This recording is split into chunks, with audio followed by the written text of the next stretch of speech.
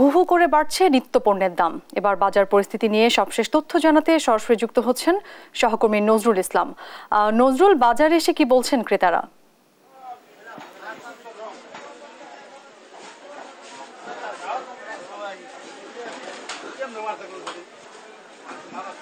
হ্যাঁ অরিন, আপনি যেমনটা বলছিলেন, আপনি জানেন যে গরম কিংবা বৃষ্টি যে কোনো অজুহাতেই কিন্তু তারা হাতে পেলেই কিন্তু আপনার পণ্যর দাম যেটা আছে সেটা কিন্তু বৃদ্ধি করে ফেলে। আমি যেখানটায় দাঁড়িয়ে আছি সেখানটা হলো গাজীপুরের সবচেয়ে ক্রয় এবং বিক্রয়ের বাজার, চৌরাস্তা বাজার। এখানে কিন্তু আপনি জানেন যে দেশ টেলিভিশনের ধারাবাহিক প্রতিবেদন প্রচার করার পর থেকে কিন্তু এখানে যে বাজার কমিটি রয়েছে এবং প্রশাসনের যে কর্মকর্তা রয়েছেন তারা কিন্তু এখানে নিয়মিত পর্যবেক্ষণ করছেন এবং মনিটরিং করছেন।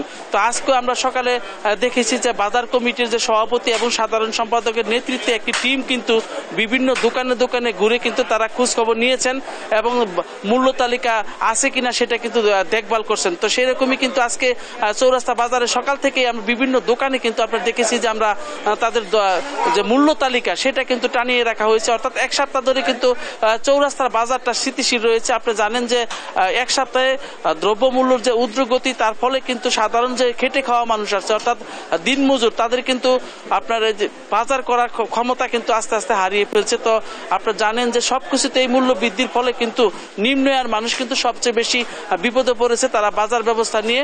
তো এভাবেই কিন্তু গাজীপুরের যে সবগুলো বাজারেই কিন্তু আমরা ঘুরে দেখেছি যে আপনার বাজার কিন্তু একটু ঊর্ধ্বমুখী রয়েছে এবং মাংসের বাজারও ঠিক একই অবস্থা। আজকে যদি মাংসের বাজার আমি দেখাতে চাই, এখানে কিন্তু 750 টাকা দরে কিন্তু গরুর মাংস যেটা আছে বিক্রি হচ্ছে। পাশাপাশি ব্রয়লার মুরগি কিন্তু 220 টাকা থেকে 10 টাকায় বিক্রি হচ্ছে।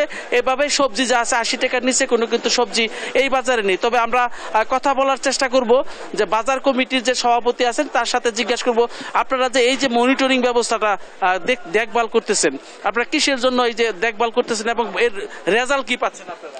আউযুবিল্লাহি মিনাশ শাইতানির রাজিম, বিসমিল্লাহির রহমানির রহিম। আমরা বাজারটা নিয়মিত মনিটরিং করছি। আমাদের সেক্রেটারি শাহজাহান খন্দকার সহ আমরা প্রতিদিনই বলছি যে প্রত্যেকটি দোকানের মধ্যে তাদের মূল্য তালিকা টানানো আছে কিনা সেটা দেখভাল করার জন্য এবং কোন কাঁচা মালগুলা কত বিক্রি হচ্ছে নিয়মিত যেন এটা মনিটরিং করা হয়।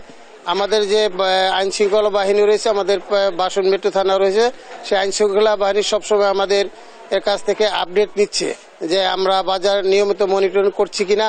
আমরা দেখেছি যে এই দেশ টিভি যে নিয়মিত এই সম্প্রচার করার কারণে এই বাজারের মানুষের ক্রয় ক্ষমতার দিকে চলে আসছে। আমরা আশা করি যে সরকার যদি প্রত্যেকটি বাজারের মধ্যে আইন শৃঙ্খলা বাহিনী কমিটি করে একটু তদারকি করায় তাহলে দেখা যাবে যে দ্রব্যমূল্য আগের মতো আবার মানুষের ক্রয় ক্ষমতার মধ্যে আসবে। আপনারা দেখেন যে মাংস 750 টাকা সরকার যখন রেট দিয়েছিল সেইভাবেই বাজারে বেচা কিনা হচ্ছে। মুরগির রেটও কিন্তু অলরেডি কমে গেছে, কারণ নিয়মিত যেভাবে সাক্ষাৎকার নিচ্ছে দেশ টিভি, দেখা যায় যে তারা যেভাবে নিচ্ছে এই কারণেই মানুষের ক্রয় ক্ষমতার মধ্যে আছে। মানুষ ক্রেতারা অনেক খুশি যে তারা নিয়মিত বাজারে এসে তারা এটা প্রচার করছে। আমরা দেশ টিভি সাংবাদিক ভাইকে আমরা আন্তরিকভাবে গাজীপুর কাঁচামাল আড়তদার মালিক গ্রুপের পক্ষ থেকে আমরা আন্তরিকভাবে ধন্যবাদ অভিনন্দন জানাই। অরিন, আপনি শুনলেন যেমনটা বলছেন বাজার কমিটির সভাপতি, ওনারা কিন্তু মানে প্রশাসনের সহযোগিতা চাচ্ছেন যে তাদের পাশাপাশি প্রশাসনের যে মনিটরিং যে ব্যবস্থাটা আছে সেই ব্যবস্থা যদি আরও জোরদার করা হয় তাহলে হয়তো বা বাজার পরিস্থিতি স্থিতিশীল থাকবে, এমনটাই কিন্তু তারা প্রত্যাশা করছেন। তো আমরা বাজার থেকে দেখেছি বাজারে যে সব কিছুই কিন্তু গত সপ্তাহে যেরকম রয়েছে সেই রকমই কিন্তু পরিস্থিতি এই সপ্তাহেও কিন্তু বিরাজ করছে। অর্থাৎ সব কিছুই একটু সীমাবদ্ধতার মধ্যে রয়েছে এবং বেশি নিচ্ছে কিনা তারা কিন্তু শক্তভাবেই মনিটরিং করছেন। তারা বলছেন যে প্রচার মাধ্যম যেভাবে বাজারে লেগে রয়েছে এর জন্য কিন্তু তারাও সজাগ দৃষ্টি রেখেছেন প্রতিটি বাজারে এবং প্রতিটি ঘরে ঘরে কিন্তু প্রতিটি দোকানে দোকানে কিন্তু তারা আপনার খোঁজ খবর নিচ্ছেন, মূল্য তালিকা নিচ্ছে কিনা, কে বেশি নিচ্ছে কে কম নিচ্ছে। এইভাবেই কিন্তু গাজীপুরের যে বাজারগুলো রয়েছে সেই বাজারগুলো কিন্তু এখন স্থিতিশীল রয়েছে। আপনি জানেন যে নিম্ন আয়ের যে মানুষগুলো রয়েছে তারা কিন্তু যে বাজার ব্যবস্থা সে বাজার কিন্তু ঊর্ধ্বগতির ফলে কিন্তু তারা এখন হাঁপিয়ে উঠছেন, হাঁসফাঁস করছেন তারা যে এখানে কিন্তু মানে একটি কিনলে আরেকটি কিনা যায় না এবং নানা অজুহাতে কিন্তু তারা সারা বছরই বাজারটাকে ধরে রেখেছে। আমরা ডিমের বাজারে ঘুরে দেখেছি যে ডিমের বাজারে কিন্তু ডজনে অর্থাৎ 20 টাকা কিন্তু বৃদ্ধি পেয়েছে।